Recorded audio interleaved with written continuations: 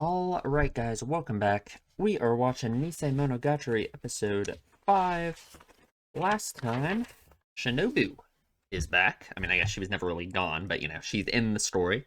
And yeah, we learned some stuff about the aberration that is afflicting Karen. We learned some stuff about Kaiki, kinda. And yeah, I guess we're just gonna get into it. We gotta see where this is gonna go. Aragi gotta save his sisters, so let's get into this. We are starting episode 5. You can line your own copy up with this if you want to. And we are starting in 3, 2, 1. What's that reflection? Oh, it's like the ceiling. The bigger one. I put clothes on. Come on.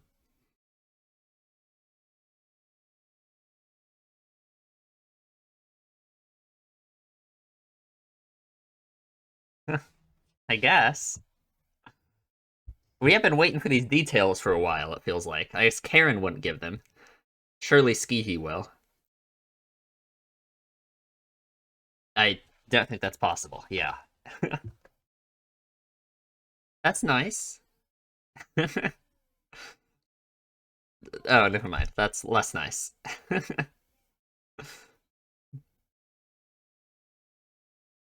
He kind of does, not gonna lie.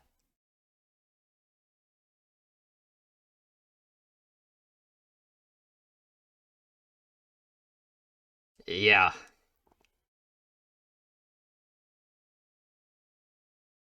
not the type to regret things. Hmm.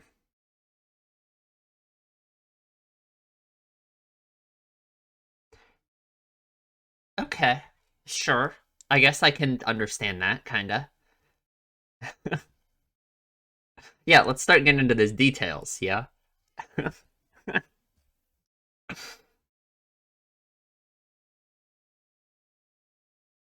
Please.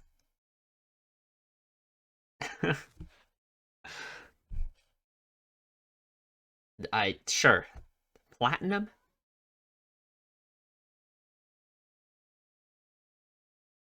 Uh, it's some kind of Japanese thing that I don't get. I don't know why they're translating it as platinum.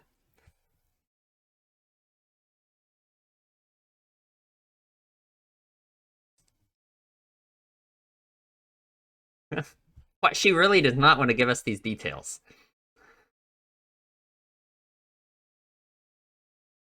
Okay. Sure, sure, yeah. What would he even tell her? I mean, there's obviously a lot of heavy stuff you could think of, but oh yeah, I'm sure.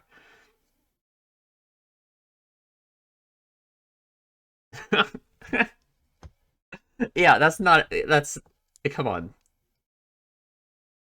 Like 5? Yeah, 6 kinda.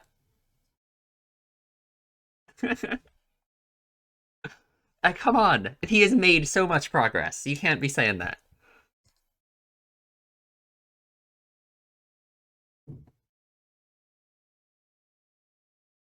Come on, please.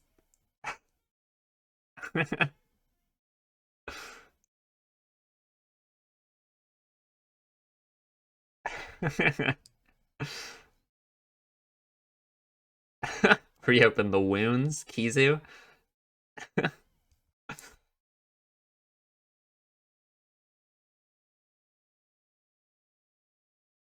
True. It was supposed to be the details of what's going on, but it didn't really happen. So, I, I, I,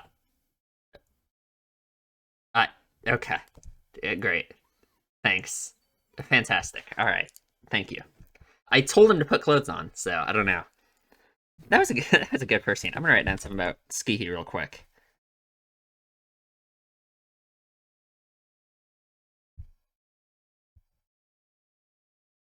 Her saying that she's not the type of person to regret things is interesting. I guess I don't really have a firm kind of grasp on what like kind of character Skihi is in a way. It's like hmm, I don't know. Like Karen seems pretty easy to understand, right? She's Karen, but Skihi, I don't know. I don't know. She's different.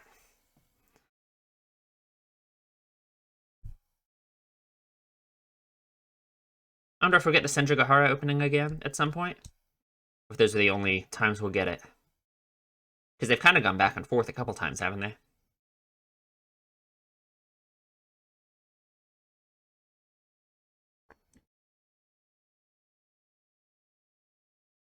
Yeah, I really like this opening. I think it's one of my favorites.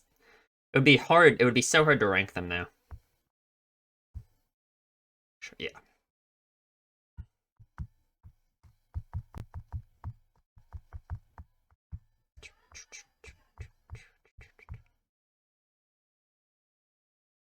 Alrighty.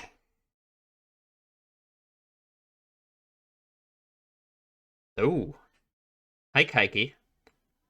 Please, let's. Thank you. We finally got the story. Hmm.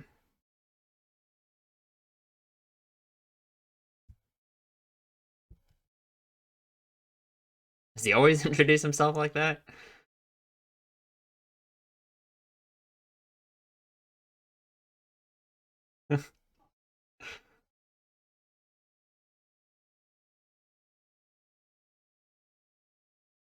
That's a weird thing to say. Sure.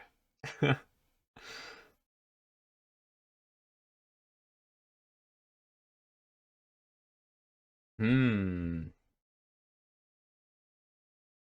Dang, that is expensive.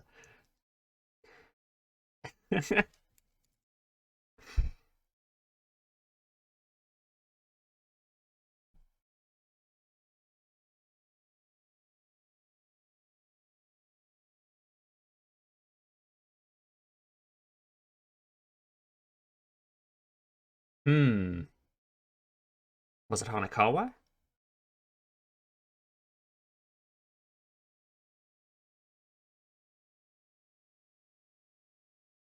I don't know, whatever this talking about this message or something that was sent to him. I don't know. That's what I mean.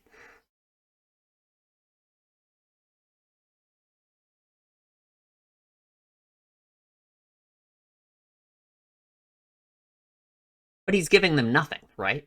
I mean,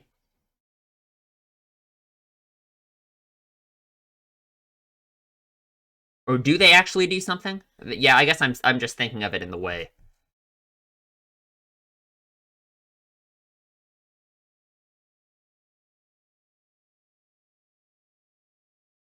Oh, okay.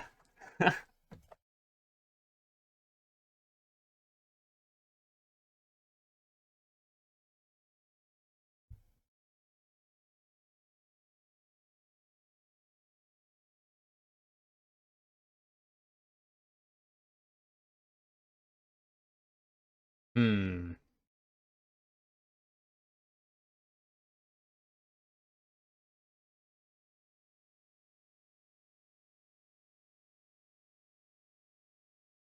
She does it for justice. Justice itself.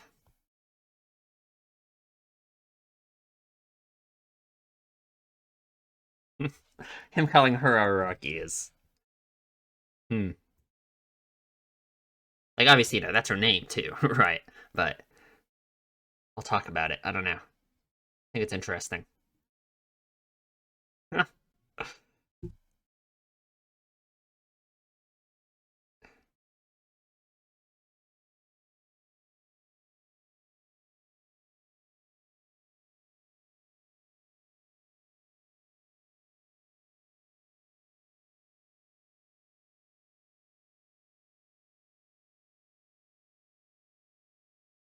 Mm-hmm. Do I believe him that he's just doing it for money? Man, yeah, he is the opposite of justice. She is blind justice and he feels like blind evil, but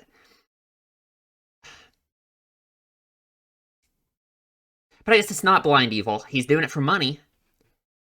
He has a reason. In a oh, God.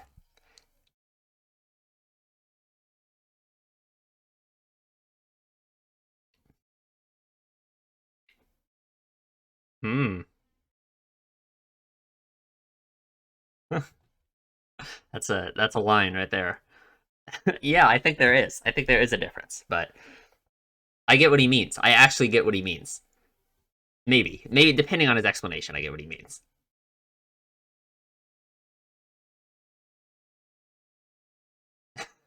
Yeah, sure. Trickle down economics, I bet. Yeah.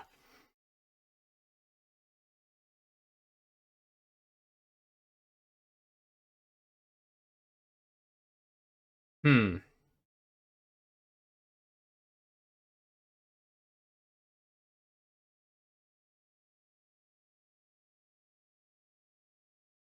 Man, he is just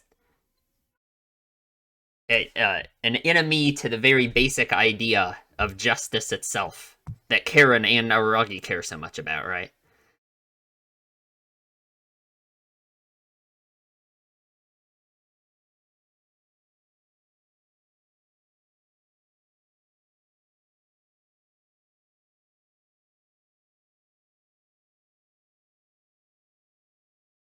Hmm.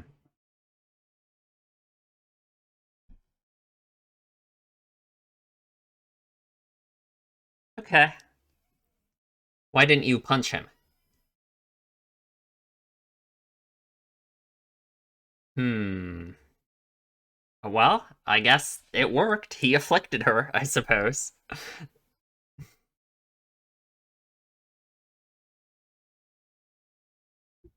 Interesting. An active imagination.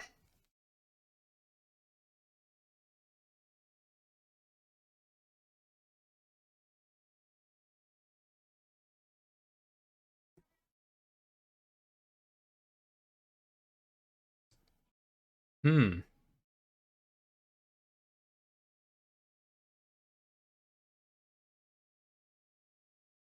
Something bad. Oh, God.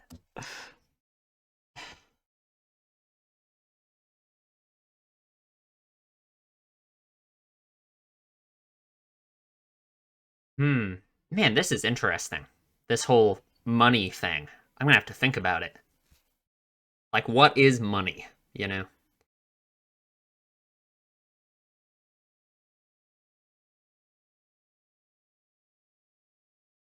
Man, this really conflicts with the idea that he's just a fake and a fraud, right? It certainly seems like he has some kind of control over the supernatural.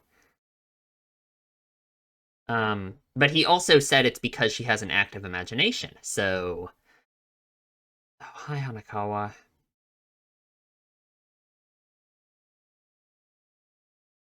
Okay, yeah. So she was the one who. Okay, yeah.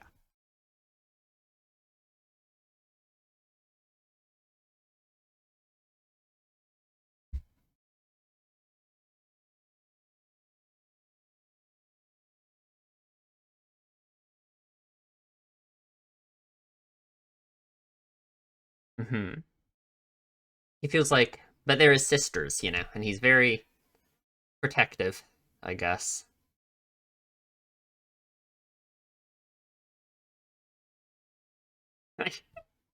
Wow. Okay.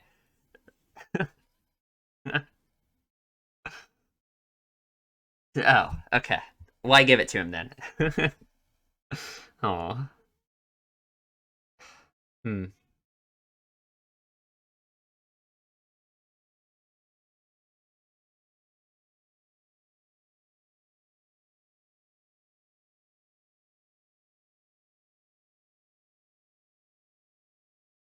He does realize that, huh? Of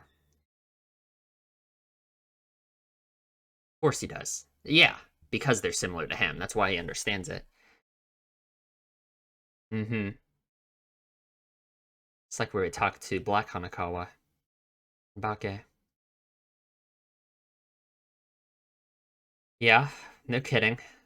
Ooh. Ah, good question. It's interesting. He brings up her family. She immediately thinks of Oshino.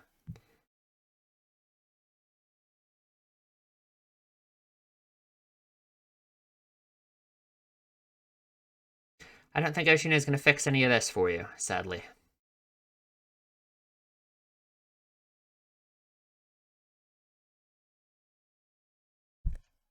Mm-hmm.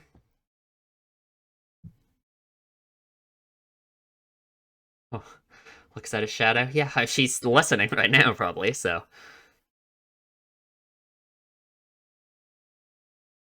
Maybe.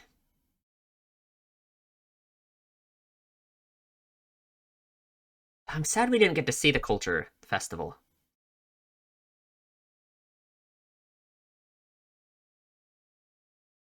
Hmm.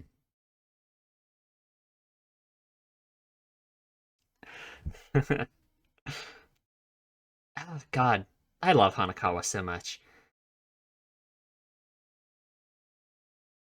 Of course, she's still. Yeah, she's still like that. I guess her actions are a little bit. It's kind of sad to know what's going on in her head, especially when she has no memory of Bake. Or, you know, the stuff that happened at the end of Bake.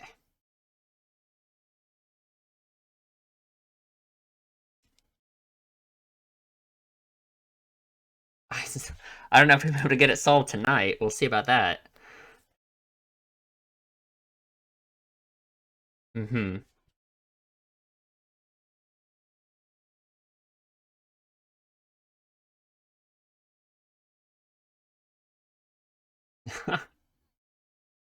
I was gonna say I'm surprised he can carry her, but of course he has his vampire muscles, so. Why bring her into your room?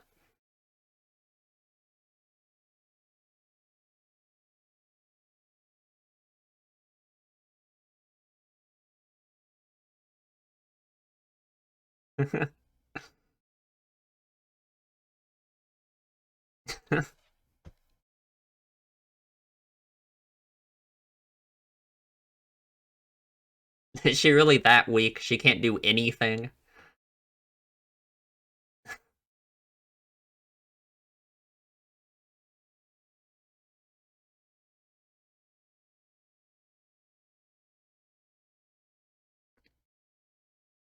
Really? Come on. You can't do anything.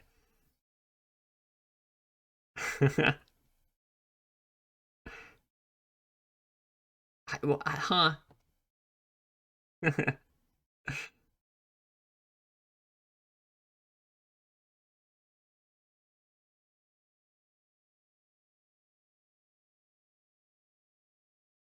Hmm. Come on.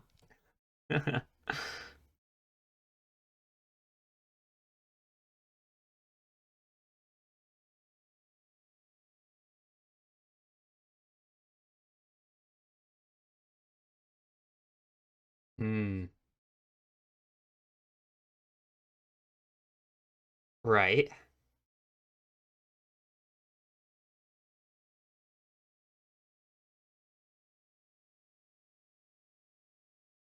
Mm-hmm.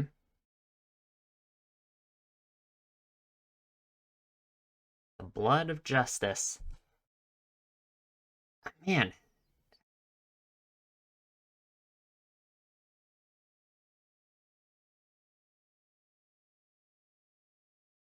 he's the real deal, but he's also not. He's a fake. For money. Mm-hmm. It's just for such what feels just. It's for what feels like such a transparent evil reason. He's the perfect target for this kind of justice and like yeah. Mm-hmm. Just like one of the most evil things you can imagine someone thinking. Maybe not that far, but just transparently evil. Right. At least that's the way he's framing his actions. But apparently he's a con man, so who knows?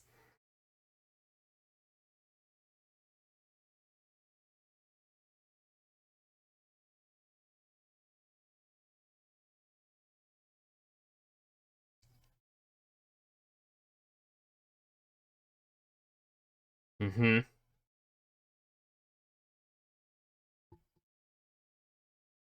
Man, I'm gonna have to think so much about some of this stuff.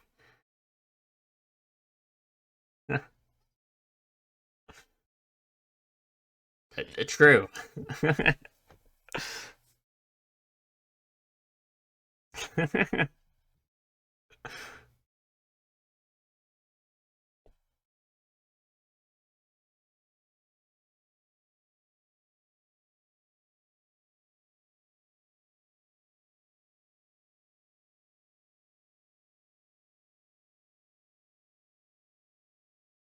Yeah. She's just like Araragi. She really is. I mean, man. Ah, they're just like Kiyomi, I guess, you know. They're both Araragi.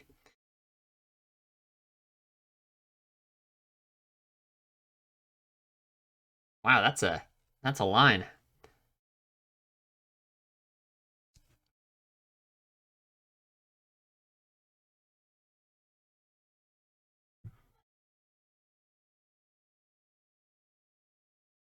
Okay. Whoa. She's the real thing.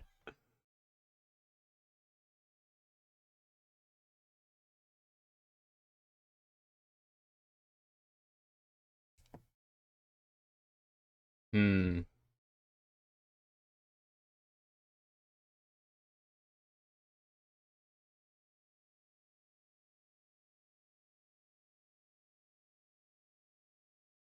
course, she doesn't know.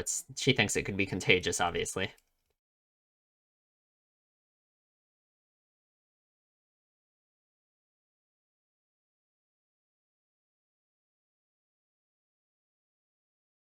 Ooh, true. With his like regeneration, yeah. I assume he would be fine.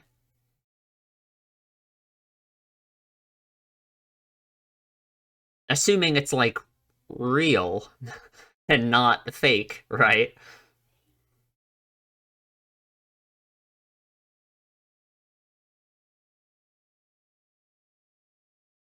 I guess that's just kind of what aberrations are, right? Like, oh god, we'll talk about it. We'll talk about it.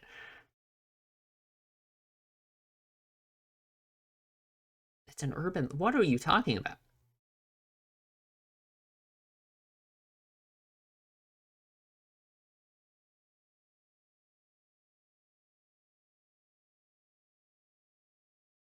Would be allowed?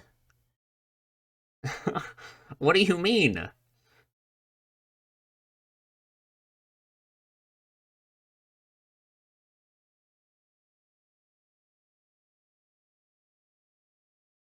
Hmm.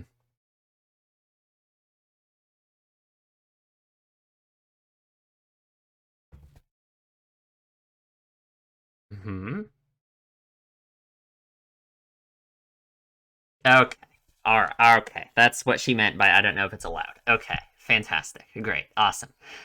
Cool. Of course, that's the way to transfer it. Fantastic. Great. Okay. All right. That was a good episode. I really liked that Hanakawa conversation. We saw some stuff from Kaiki. It's very interesting. Man, like, we'll talk about it in the discussion. I don't want to talk about it here because I'm worried people won't listen to this part. But it's just stuff about how like Araragi, him saying this stuff about how they're right but they aren't strong. It's like he's talking about himself, right? I mean that's been brought up explicitly through Hanakawa saying it. So, in what way does Araragi think that he isn't strong, right? I mean, I guess I can imagine a lot of ways, but hmm.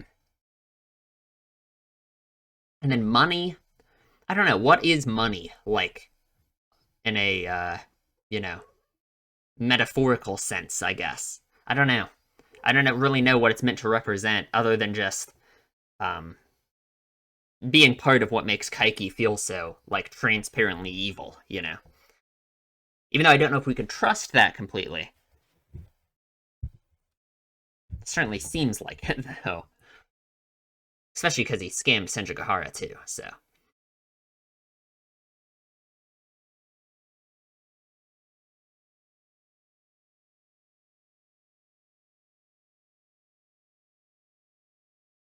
I'll take your word for it.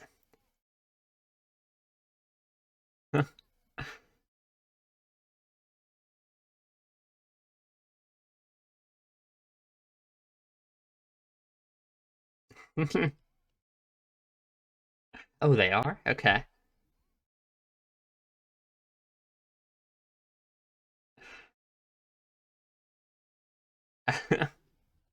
I sure. Thank you.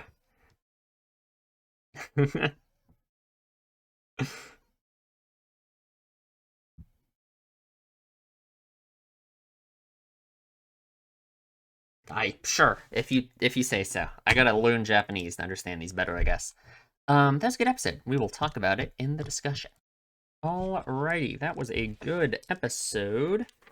Yeah, that was good. Man, I love Hanakawa so much. That scene with Hanakawa is just, ah, I love her. She's great.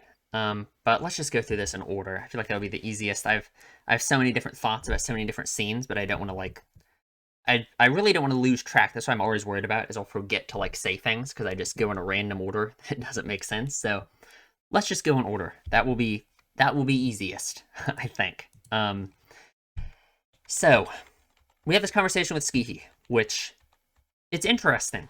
Skihi is interesting as a character. She is, because like it's hard to understand what kind of character she is exactly. And what I mean by that is all of the characters in Monogatari, um, they feel like they are like representations, or I guess like extensions of like an anime trope of some kind, of a character that is representative of some kind of anime trope, of a tropey character. Except instead of just being like a trope, there's obviously like actual depth to them, and there's like explanation and reasoning behind why they act the way they do. Like Sindro Gahara is like an obvious, Hanakawa, her behavior, everything like that. Skihi, I don't really know what kind of like character I'm supposed to be seeing here, for one thing. Not that that's like really important for like understanding her exactly. But I guess just in general, I don't really know. I guess we just don't know much about her, or at least I don't. I don't really.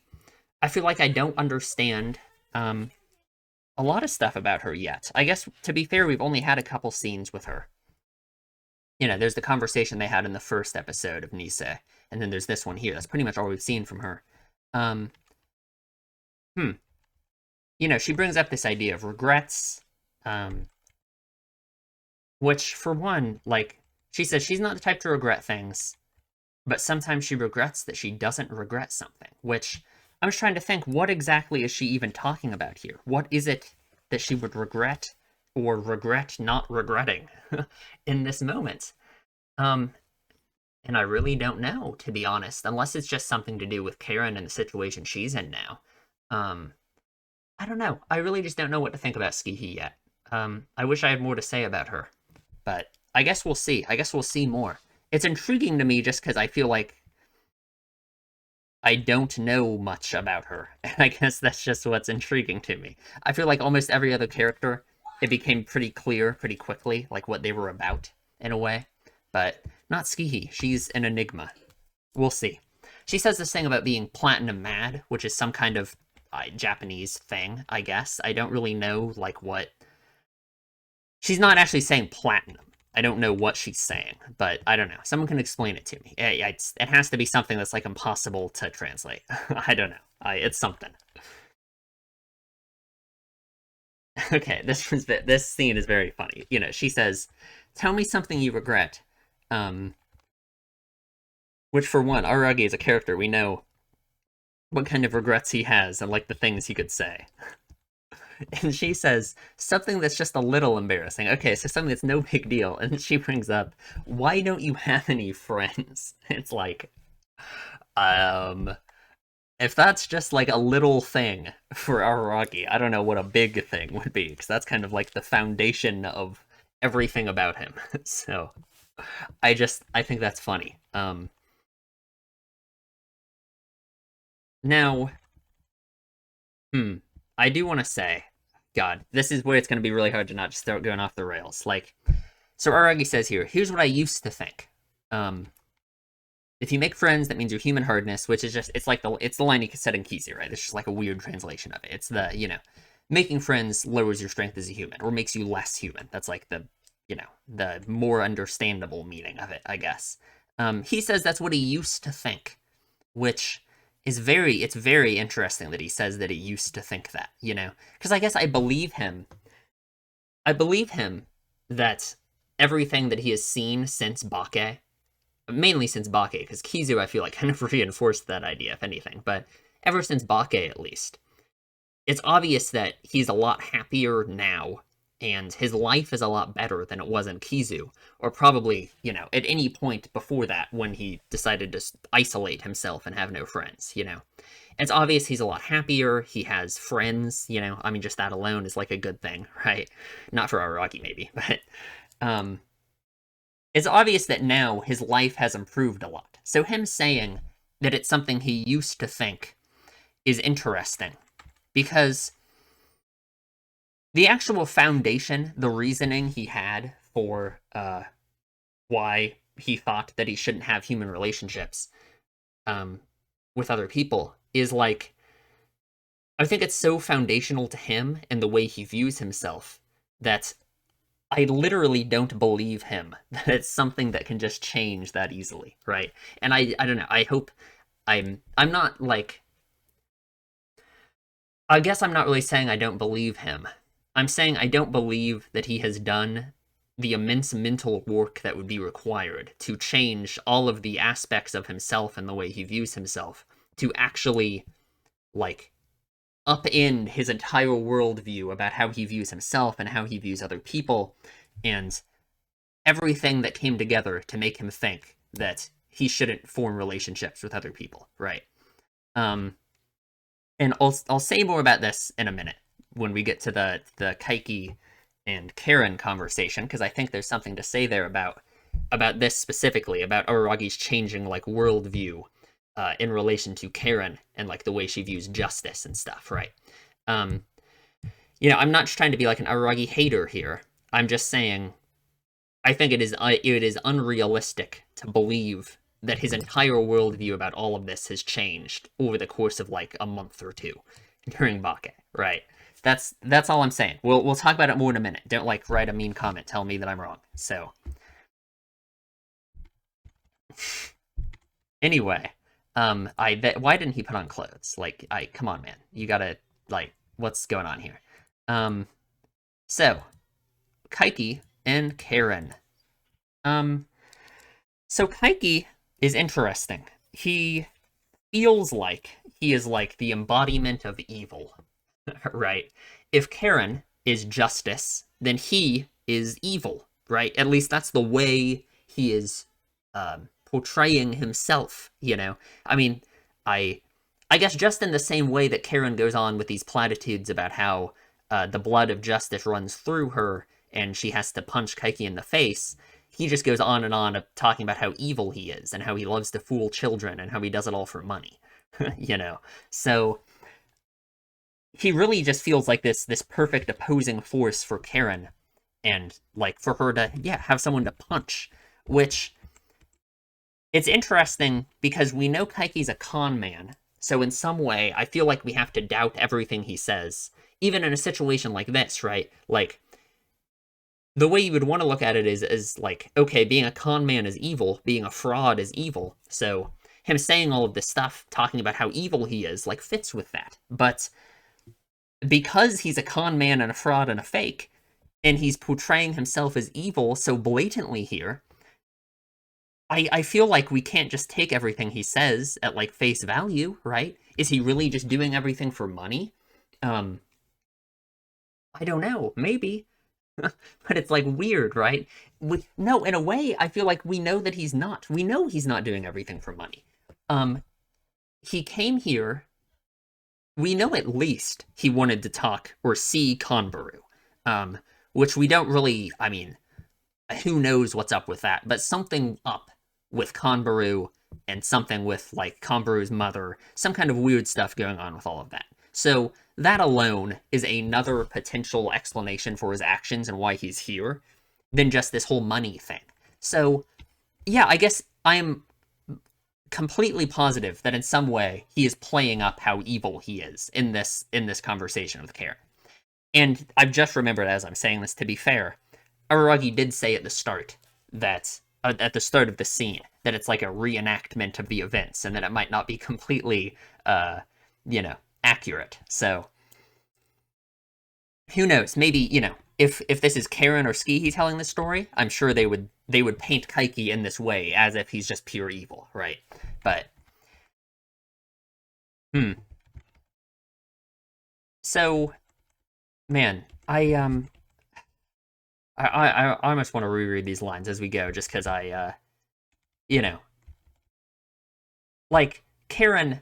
Okay, I'm really gonna try and have this not be like a crazy rant that doesn't make any sense. So I'm going to try and phrase this succinctly in a way that makes any form of sense. So Karen and her sense of justice is very similar to Araragi and his sense of justice, right? Like Araragi's viewpoint of the world about his whole like not forming relationships with other people and how he has to help other people and all of that.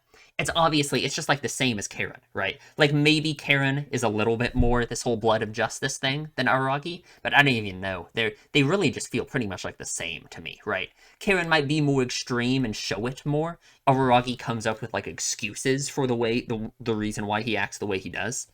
Um, but yeah, so she has this extreme sense of justice that uh, she she's here to punch Kaiki. That's what she says, right? Because Kaiki's the evil guy. She's here to punch him. She can't really give like a good explanation beyond that, right? In a way, it feels like it's like a shallow sense of justice, you know? She is just here to beat up Kaiki. She's not even waiting for his explanation. You know, his explanation is obviously something that's like evil and paints him as more evil, that he's doing it all for money. But it's like this shallow sense of justice that she doesn't really have good reasons why she acts the way she does. She just has to do it. She just says she has the blood of justice running through her and she has to do it, which is very similar to Araragi and the reason why he acts the way he does. You know, he can't help it. He has to help other people. It's just what he has to do. Um, and the fact that she really just has like this shallow reasoning for it is, I think, reflective of Araragi's like shallow reasoning for his entire worldview and everything. The way he thinks, the way he acts, you know, it doesn't have like a good foundation to it, right? I don't think there's a good foundation you could come up with that uh, would be that would make Araragi's like conclusions that he shouldn't form relationships with other people, that he shouldn't value his own life, that kind of stuff. That would make that like a good, reasonable conclusion to come to. Like by definition, I feel like you will always have some form of shallow reasoning, like Araragi does in Kizu, for the way he thinks and acts, you know? And so what I'm trying to say with all this is, imagine trying to convince Karen that her sense of justice is like wrong, right? The way that she's acting, that she shouldn't want to beat up Kaiki. Imagine trying to convince her of that, right? Would you ever believe her if she said that, oh yeah, never mind, I don't want to beat up Kaiki anymore, right? That if Araragi sat down with Karen and explained all this stuff, tried to tell her that she shouldn't want to beat up Kaiki, I can't ever imagine Karen not thinking like that, right? And it feels just like Araragi, right? Araragi is better, or Kiyomi, you know, they're both Araragi. It's hard to, you know, Kiyomi, his worldview is pretty much it feels like it comes from like the same place of Karen. No, it doesn't come from the same place as Karen, but he has a similar sense of justice and right and wrong. It comes from a different place, from his like sense of low self-worth and all of that. But Araragi's like worldview and everything, to me, is very similar in that way. That if I tried to sit down with Araragi from like Kizu and try and explain to him why the way he's thinking about relationships and everything is wrong, it would just be impossible, right? And that's why, without Araragi having like a new explanation and a new worldview, like foundation for why forming relationships is good and why he thinks the way he used to think was wrong, it's like impossible for me to accept that he has just changed completely and that he doesn't think of things that way anymore, you know? So I guess that's just that is why I guess I say I don't believe him when he says he doesn't think like this anymore. Um, like I he might think that he doesn't think like that anymore, right? Like in his mind he might be thinking, okay, relationships are good because I'm so happy now and everything's great, right? But I don't think he has done like the mental work required to actually fundamentally change what his worldview is and how he views everything. Because it's so interconnected and so intertwined with everything about the way he views himself, right? Like to fix his view of human relationships and the impact that he thinks he'll have on other people and other people will have on him, he would have to somehow fix um like his opinion of his own self-worth and his value of other people over himself. I mean, just all of these foundational things that I don't think he has fixed at all. I don't believe it, right? He has reasons to not act like that anymore. Like the way Sindra Gahara, his friends, I mean, like the finale of Bake, right? The reason why he doesn't let Hanakawa kill him, right? But not that those aren't good reasons, but they are external reasons for why um, he should stop acting the way he was acting like from Kizu. It's not like he's reached some internal like zen where he has thought about his thoughts and feelings and like logically, changed his mind on the way he views himself in human relationships, right? That's what I'm trying to say. That's what it feels like. Karen's sense of like blind justice is like an analogy for, maybe not an analogy for, but it feels like it really applies to Araragi and his worldview as well, right? Because it's obvious just how similar Araragi is to Karen in the first place, right? And his, it's almost like a corruption of this idea of justice, that all of his, or right and wrong at least, that all of his, the reason why he was suicidal and everything, all of those reasons came to be. So yeah, I guess that's it. I guess that's all I'll say about that. There's my interpretation of all of that. I could be completely wrong. I literally don't know. But like in my mind, for Araragi's like mindset about all of these things to completely change, I'm not gonna believe it until I don't know what it would take me to believe it. I don't believe it just from him saying it. That's all I'm saying. Despite the fact that it's obvious that he has all of like the evidence in the world that he was wrong, just based off the fact of like how happy he is and how much better his life is now than it was at Kizu.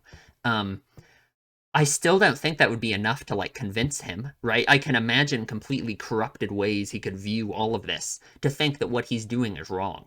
And you know, I've talked about it before, but that is what being a vampire is to him. The fact that, even if you don't like this idea that being a vampire is a representation of human connection, even though again, like, vampires literally suck blood from other people to stay alive. So like that's like how Aragi views human relationships. Now he's a vampire, whatever. But like he has this feeling of like otherness. He feels like he doesn't fit in his family anymore.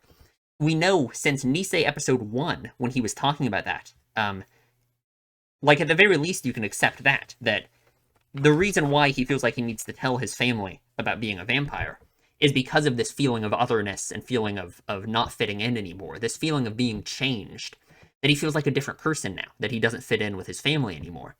And the fact that he has that feeling is, I think, speaking to the fact that his like worldview and everything, what being a vampire is representative of, hasn't actually fundamentally changed his worldview and the way he views himself and his relationships with other people.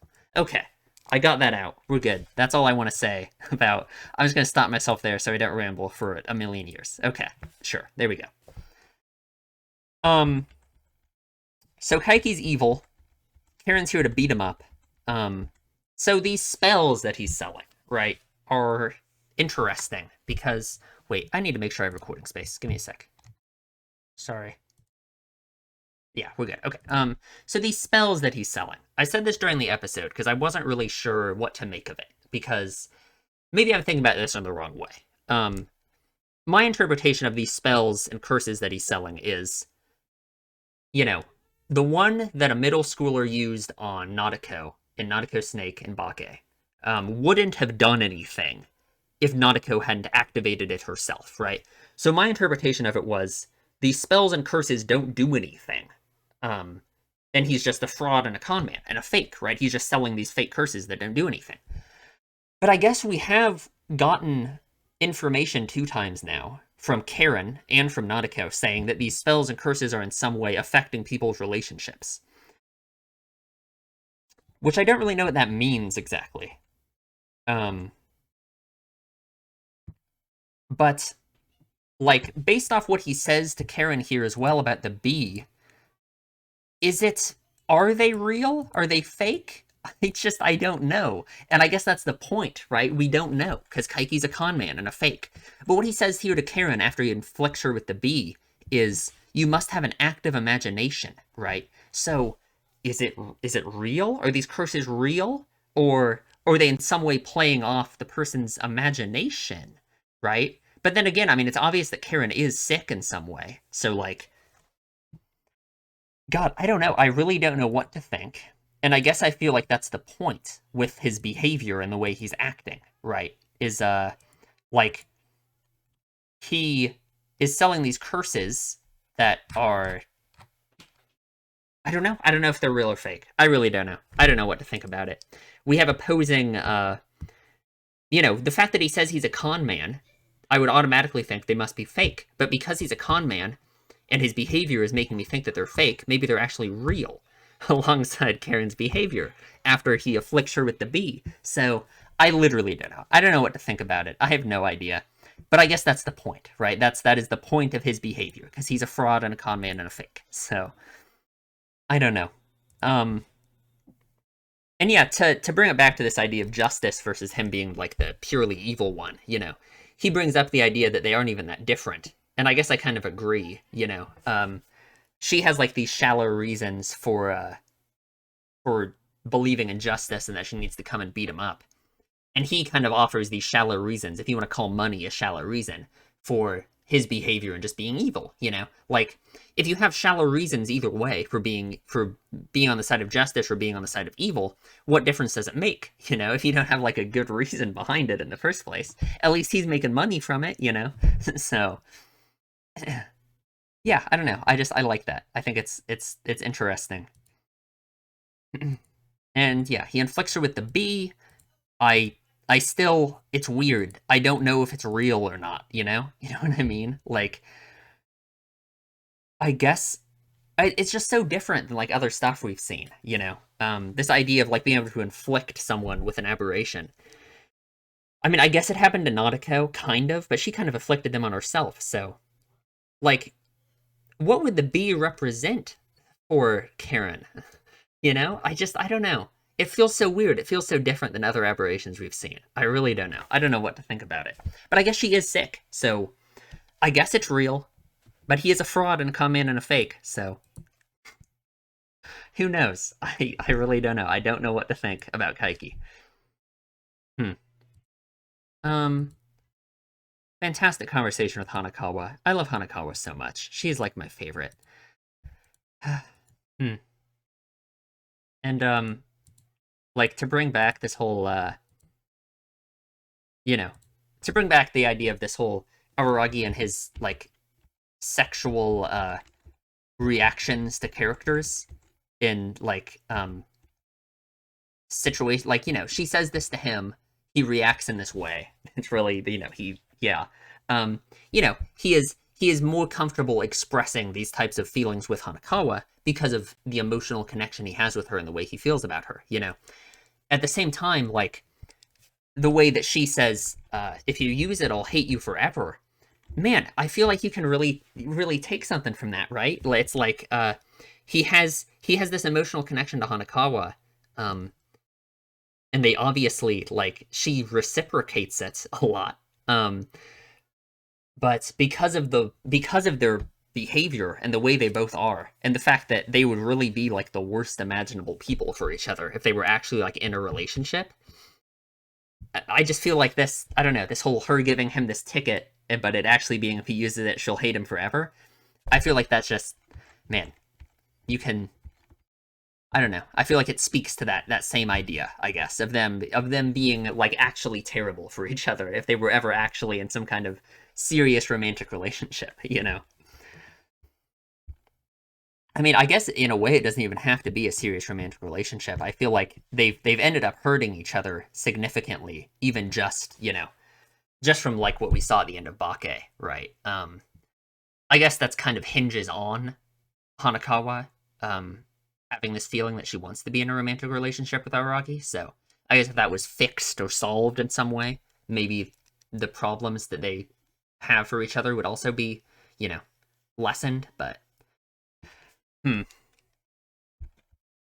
So anyway, um, man, Hanakawa is doing like the work for the people who didn't notice, I guess, how similar they are. Just keeps bringing it up um how similar the sisters are to Araki, you know. Hmm. And then I like this because it really makes me think. Like Aragi says, "Your family and mine are different." Um, which like, yeah, no kidding, right? We know, I mean, how awful Hanakawa's family is, and Aragi's family, I mean, seems pretty great in a way. It seems like, you know, um, he has like, you know, kind of a uh, interesting relationship with his sisters, but it's not like they actually hate each other or something. It's a pretty close relationship, really. You know, so Aragi really has like a nice normal family in a way. I mean, normal. How normal is normal, you know? But um, you know, he says your family and mine are different. She thinks and she says, "What's Oshino up to right now?" Which like, man, why would she bring up Oshino here? I can think it like you could take it to be like you know, Aragi brings up her family. Um, who is Oshino? He is someone who is like the problem solver, the person who is going to fix things, right? Um, that's pretty much what he's representative of. So it's almost like Aragi made her think of her family, and then she just thought about the fact that Oshino's gone, and that's someone that she can't, you know, hope in vain, perhaps, that Oshino could fix her problems too, right? Because you know, I can imagine from Hanakawa's perspective that it feels like all these other girls, their problems have been fixed by Oshino, even though in Bake none of the problems were really fixed. But you know, um, so her thinking of Oshino in this situation right after Aragi brings up her family makes sense. But if we want to look at it in maybe another way that's even more sad, it's almost like Oshino uh, could maybe feel maybe not like family to Hanakawa. That's definitely going too far. But he is an adult figure in her life that I think she could at least, man, I don't know, an adult figure in her life that wasn't like awful, at least like her parents assumedly are. I guess we know her father's awful. We don't really know about her mother, but if she lives in an abusive household in the first place, then I assume her mother probably is complicit in it at the very least. So it's like Oshino could just be representative of someone that an adult figure in her life that she can look up to, right? He was a mentor figure in a way, at least in terms of the world of like aberrations and oddities, you know, which Hanakawa probably doesn't have a lot of those, you know. I mean, hmm. And that's yeah, and that's why I feel like her bringing up Oshino right after Aragi brings up the idea of her family. It's just I don't know, kind of sad. Just yeah. And Aragi kind of thinks the same thing that he's just gonna swoop in and fix it, you know, which is not gonna happen. I really wonder when we're gonna see Oshino again, if ever, right? He feels like the kind of thing that we might literally never see him again, or if we do, it'll be like I don't know, the end of the show, like. Hmm. He tells Hanakawa about having made up with Shinobu and all of this, which very nice.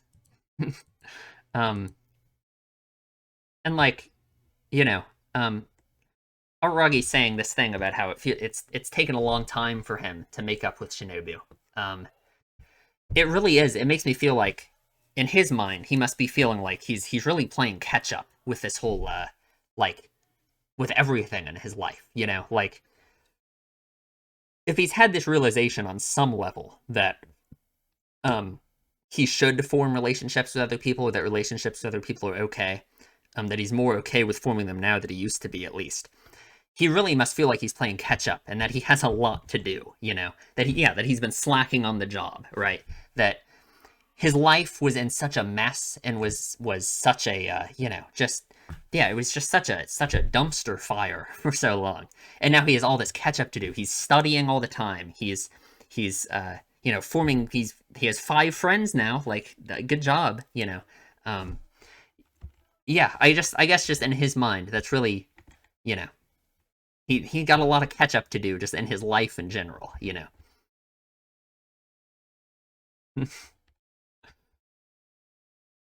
Hmm. And this is, and the real problem in fighting comes after you've made up.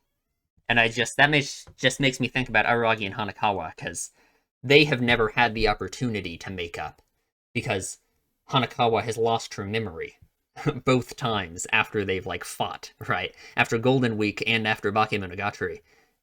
She lost her memory, right? She doesn't know what happened during Tsubasa Cat or during Golden Week. So they haven't had the opportunity to make up after a fight, which is just, yeah, interesting. Such a beautiful shot. It looks so good. I would make this like my desktop background. Like, it's like the spot in Kizu. It's where they first met, right? It's beautiful. It's so good. Hmm. And then finally, we have this scene with Karen, which, to bring back the idea of like this whole idea of Araragi and the way he views other characters being represented in his reaction to them in like potentially sexual situations like this. Like, obviously Karen is his sister, but Araragi is like a freaky dude, so I'm not gonna say that would rule out. I'm not gonna say that is purely just because Karen is his sister that is why he acts the way he does in this scene. And the way he acts in this scene is no reaction to Karen, being pretty much naked, right? And I think obviously the reason he reacts like this is because, he views Karen similar to like how he views Nadeko at the moment, like someone who he just has to protect, that someone in his life is just, yeah, they're just someone he has to protect. They're not someone who he is on like he has this like deep emotional bond with in a way. Um Not that he doesn't have an emotional bond with Karen, but I guess it's more so like the idea of it's not really hierarchical. I don't know how I would phrase it, I guess, but I just think it's clear that because of the way he views Karen as someone he has to protect and someone who he isn't really on like equal footing with in terms of this whole like justice thing. Like, he's quite disrespectful to her and quite hypocritical about her actions compared to his own, right? And I guess that is reflected in his reaction to her here in this scene. And yeah, we bring up this idea again of strength um versus being right. Um or I guess it's not really that they're opposing, but it's the idea that in order to be right, and in order for being right to matter, you have to be strong. Hmm. Which, it's just a weird thing, I feel like, coming from Araragi. Maybe it's just more hypocrisy, right? Because Araragi, to me, does not come across as someone who has ever been strong in his convictions about being right. Like, I guess he has he's similar to Karen in the way that he has this very strong feeling of like duty, that he needs to be right in his actions and his behavior. But it's not something that I would call him like strong about. I guess it's similar to the same thing I was saying earlier about how he has like shallow reasoning. He didn't have like a good foundation for his beliefs about right and wrong and like what he needs to be doing. Um, which is, in a way, you could call that being strong in your belief in being right. you know. Um, so in a way, it just feels more like hypocrisy from him, or talking about himself in a way. I guess if you really, I don't think this is what the scene is saying at all. So I'm gonna I'm just gonna throw this out there, even though I really don't think that's what it's saying. This whole like right and wrong thing, or being strong. Um, in a way, you could almost view it as like if he's formed this new if he's forming this new outlook on the world that is different than the one he used to have in Kizu and for like most of Bake probably, it's like he needs to form some kind of strong convictions behind it. He needs some kind of strength behind it.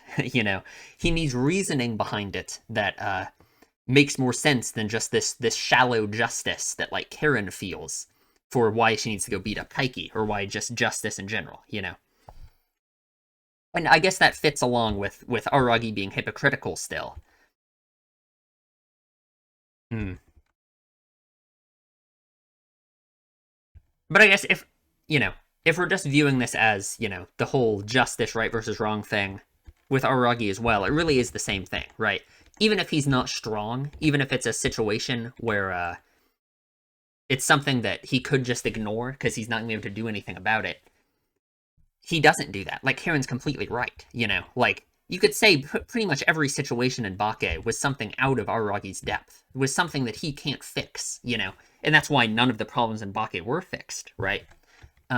So despite him being strong, he still tried to fix them, So Karen is completely right about his hypocrisy, And I guess it's just interesting, because Kaiki is so evil, and is so, or he portrays himself as evil. He appears so transparently evil that he is someone that Aragi and Karen are certainly going to be on the same page about, right? They're on the same page about him already, for like different reasons, but like Aragi is mad at Kaiki just because of what he's done to Karen, I assume, right? And Senjogahara, right? I'm very curious what Aragi's reaction to Kaiki will be. I assume we're going to have some kind of, I assume he's going to meet the Kaiki again, and we're going to see, like, what's going to happen, I guess. I just don't know, what would be, like, progress? What would be different? If in some way Aragi is able to extrapolate on his reasoning for hating Kaiki better than Karen, and her idea of this shallow sense of justice, I feel like we'll be able to get something interesting out of that contrasts him and Karen. And yeah, I mean, she's right. She's spitting facts here. So, I don't know. I mean, yeah. Especially with money being almost everything. I agree.